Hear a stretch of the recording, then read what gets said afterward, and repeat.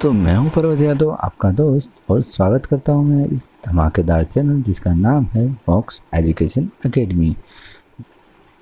अगर आप इस चैनल पर नए हो तो चैनल को लाइक करें, सब्सक्राइब करें और बेल आइकन को जरूर प्रेस कर दें ताकि आपको नई नई नोटिफिकेशन हम उपलब्ध कराते रहें। तो जी हाँ दोस्तों, हम आज की वीडियो में बात करते हैं DRDO के अंतर्गत। जी हाँ दोस्तों, DRDO यानी defence research and development organisation के अंतर्गत दो अलग अलग पोस्टों पर निकली है वैकेंसी। जी हाँ, पहली वैकेंसी है सीनियर टेक्निकल असिस्टेंट और दूसरी वैकेंसी है टेक्निकल असिस्टेंट। ये दो अलग अलग पोस्ट पर निकली है वैकेंसी।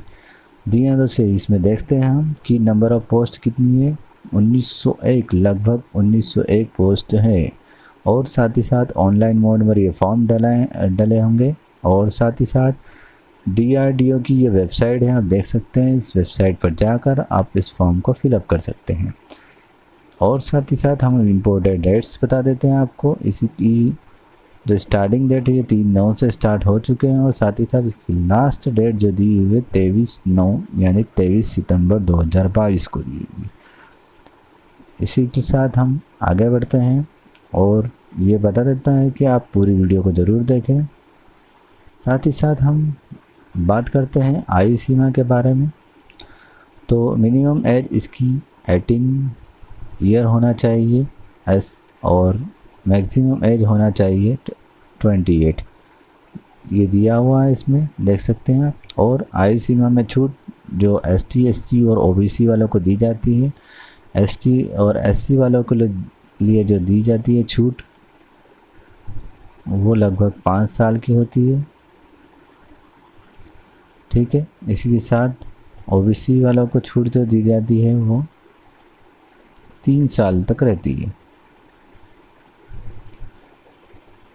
ठीक है, इसी तरह हम आगे बढ़ते हैं। अब हम बात करते हैं कि DRDO में कौन कौन से जो पोस्ट हैं उनके लिए क्या क्या क्वालिफ़िकेशन मांगा गया है। जैसा कि हम पहली पोस्ट के बारे में बात करना चाहते हैं कि सीनियर टेक्निकल असिस्टेंट की जो पोस्ट है उसके लिए बैचलर डिग्री इन साइंस में होना चाहिए या फिर डिप्लोमा इन इंजीनियरिंग होना चाहिए या फिर डिग्री होना चाहिए। साथ ही साथ टेक्नोलॉजी के अंदर होना चाहिए और कंप्यूटर साइंस हो या फिर अलाइड सब्जेक्ट्स के अकॉर्डिंग जो निकली है वैकेंसी उसके अनुसार।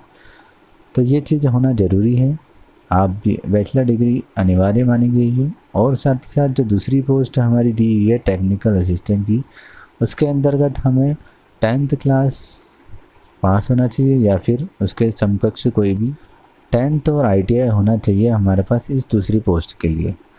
तो वीडियो के साथ आगे बढ़ते हुए हम आपको जानकारी देना चाहते हैं कि DRDO के टेक्निकल असिस्टेंट रिक्रूटमेंट के अंदर हम सीनियर टेक्निकल की बात कर रहे हैं। तो सीनियर टेक्निकल के अंदर किन किन, जैसे एग्रीकल्चर हुआ आपके पास, अगर BSc एग्रीकल्चर के साथ है या फिर ऑटोमोबाइल, बॉटनी या फिर केमिस्ट्रिकल, अलग अलग चीज़ों से स्नातक यदि आपका है तो आप इस वैकेंसी में फॉर्म भर सकते हैं। इसी के साथ साथ हम आगे बढ़ते हैं। अगर BSc कंप्यूटर साइंस है तो आप वो भी फॉर्म भर सकते हैं। साथ ही साथ हम बात करें कि टेक्निकल असिस्टेंट की बात कर सकते हैं, टेक्नीशियन A के बारे में। तो इसमें आपके साथ 10th के साथ में ITI होना आवश्यक है, 10th और ITI। ठीक है दोस्तों, तो हम बात करते हैं इसके अंदर हमारे पास बहुत सारी अलग अलग पोस्ट है। आपके अंदर ITI होना तो ऑटोमोबाइल में होना चाहिए या फिर बुक बाइंडर में होना चाहिए या फिर काई पॉइंटर से होना चाहिए या फिर CNC ऑपरेटर या फिर कोपा या फिर इसी तरह से ड्रग्समैन मैकेनिकल या फिर DTP ऑपरेटर। इस तरह से अगर आपके पास ITI है तो आप इस पोस्ट के लिए एलिजिबल है। अलग अलग तरह की अलग अलग पोस्ट के लिए अलग, फोटोग्राफर में भी दिया हुआ है यहाँ पर, वेल्डर, टर्नर। इस तरह ITI आपके पास होगा तो आप अलग अलग फील्ड के लिए पात्र हैं और इस फॉर्म को भर सकते हैं बड़ी आसानी से।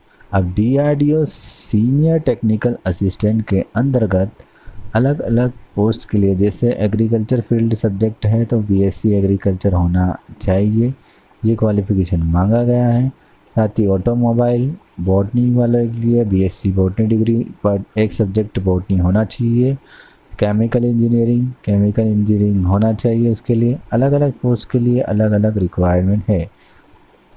जैसा कि हमने बता दिया ऊपर वीडियो में आपको, तो आप देख सकते हैं। साथ ही साथ हम बात कर रहे थे कंप्यूटर साइंस वालों के लिए भी है वैकेंसी, कंप्यूटर साइंस वाले भी डाल सकते हैं, इंजीनियरिंग हो या टेक्निकली हो या फिर आईटी के रिलेटेड हो, तो ये बैचलर डिग्री से वो भी इस पोस्ट के लिए पात्र, टेक्निकल असिस्टेंट के लिए पात्र हैं।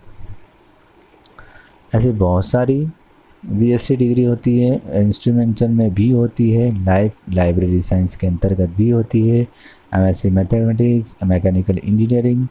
इस तरह से अगर आपके पास वैकेंसी अलग अलग आपके पास डिग्री है तो आप इन चीज़ों वैकेंसी में अप्लाई कर सकते हैं। फोटोग्राफी में भी अगर आपके पास डिप्लोमा होता है या डिग्री होती है तो भी आप अप्लाई कर सकते हैं। इसमें देख सकते हैं आप दिया हुआ है। तो आगे बढ़ते हैं हम वीडियो के साथ। अब हम आपको बता दें कि इसी प्रकार टेक्नीशियन ए के अंतर्गत भी निकली हुई है, तो उनके लिए हमें क्या क्या मांगा गया है। ऑटोमोबाइल के लिए 10th होना चाहिए या फिर आपके पास ITI का सर्टिफिकेट होना चाहिए। इसी है बुक बाइडन, CNC ऑपरेटर, साथ साथ कोपा, कारपेंटर, इसी तरह TTP ऑपरेटर, ITI 10th और ITI इस फील्ड पर्टिकुलर ट्रेड में आपका ITI होना चाहिए। Electronic fitter, Zinder. तो देखते जाइए आप। फोटोग्राफर, इसमें भी बहुत सारी आपके लिए वैकेंसी है। आप ऊपर मैंने आप किस वैकेंसी के लिए किस में कैटेगरी के अंतर्गत कितने पद खाली है आप देख सकते हैं। अब मैं आपको बताना चाहता हूँ कि DRDO सेक्टर के अंदर का सिलेक्शन प्रोसेस क्या रहेगा। सीनियर टेक्निकल असिस्टेंट के लिए 2 टायर में एग्ज़ाम होगी आपकी, टायर 1 और टायर 2। टायर 1 स्क्रीनिंग के लिए होगा और टायर 2 फाइनल सिलेक्शन के लिए होगा। ये दोनों ही टायर CBT टेस्ट यानी कंप्यूटर बेस्ड टेस्ट ही होंगे, मोड पर होंगे। यानी कंप्यूटर में आपको इसके ऑब्जेक्टिव टाइप क्वेश्चन होंगे, यहाँ पर दिया है मल्टीपल चॉइस क्वेश्चन होंगे। और इसी तरह टेक्नीशियन ए के अंतर्गत भी आपको टायर 1 और टायर 2 की एग्ज़ाम देनी है। देख सकते हैं दोनों ही मल्टीपल चॉइस क्वेश्चन होंगे आपके, यानी ऑब्जेक्टिव टाइप क्वेश्चन आंसर होंगे। DRDO सेक्टर में सीनियर टेक्नीशियन असिस्टेंट में नेगेटिव मार्किंग होने के साथ साथ आप इस फॉर्म को आसानी से भर सकते हो और एग्ज़ाम दे सकते हो। सबसे अच्छी बात यह भी है कि हिंदी और इंग्लिश दोनों ही लैंग्वेज में होगा, तो आपको इस बात की चिंता नहीं होगी कि आप हिंदी मीडियम से हो या इंग्लिश मीडियम से। अब मैं आपको बताने का जब हमने पहली पोस्ट बताई है उसके अंतर्गत सिलेबस क्या दिया हुआ है, ये सिलेबस दिया हुआ है साथ में। और साथ में अगर आप BSc कंप्यूटर साइंस से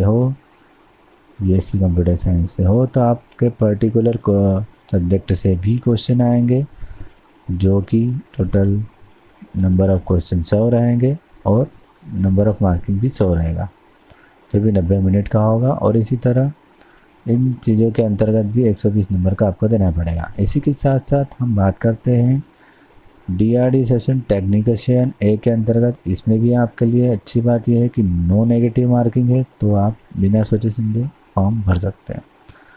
साथ ही साथ हिंदी और इंग्लिश लैंग्वेज है, तो आपको टेंशन की बात यह नहीं रहेगी कि हम एग्ज़ाम हिंदी में आएगी या इंग्लिश में आएगी।